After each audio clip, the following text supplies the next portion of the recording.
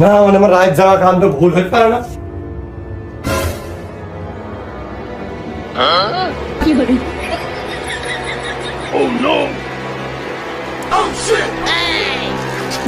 না দোস্ত, তুই তুই আমার ভুল বুঝিস নি। আমি শোন না, আমি চুরি করতে আসিনি। তুই তো ভুল বোঝা মতন কোনো কাজই করিস নি। তোর আমি কেন ভুল বুঝবো? তো ডাক দুপুর সময় আমার ঘরের মধ্যে তোর কি? না দোস্ত, তুই কথাটা আগে শুনে আমার ঠান্ডা মাথায়। ওই তোর ঘরের সেন্সের কল দিয়ে আমি যাচ্ছিলাম, আমি নিজের চোখে নিজের সঙ্গে দুই চোখে দেখলাম গেল না এই খাটের বাড়তে পা দুটো নিচে মুখো চলে গেল, এই চেয়ার পড়ে গেল। ওই শব্দ আমি দেখে আমি সাথে ঘরের ভিতরে দরকার মতো ভাঙা মতো চলে আসি। আমি শিওর যে তোর বউর সাথে মনে হয় তোর গান হয়েছে, মানে বাজারে গেছি যাইছি তোকে তোর বউ মনে হয় গলা জড়ি নেছে, মনে হয় ঝুলে পড়েছে। এইটা আমি তোর বউর পাশে এসে দেখি তো পরে কিছুই না।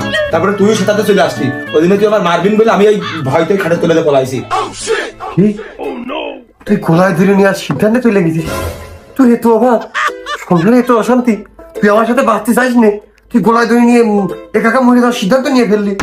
না মানে ওই ছানছেটের উপর থেকে তরকারি ঝুড়ি পাড়তে গিয়েছিলাম, ওই চেয়ারের উপর দাঁড়িয়েছিলাম আমি। তুমি তো জানোই আমি বেড়ে মানুষ, ঠেই পাইনি, যে চেয়ারের পারে দাঁড়াইছি আর অমনি পড়ে গেছি, আর অমনি ভাইয়া এসে বাঁচিয়েছে।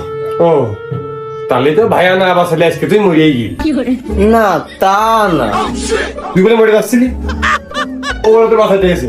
তাহলে গান ডাকাইলো কিটা? গান গাচ্ছিল কিটা মনে সুখী? গান গায়ে একবারে মানুষের মন ভুলিয়ে ছেড়ে দিচ্ছিল। ও যা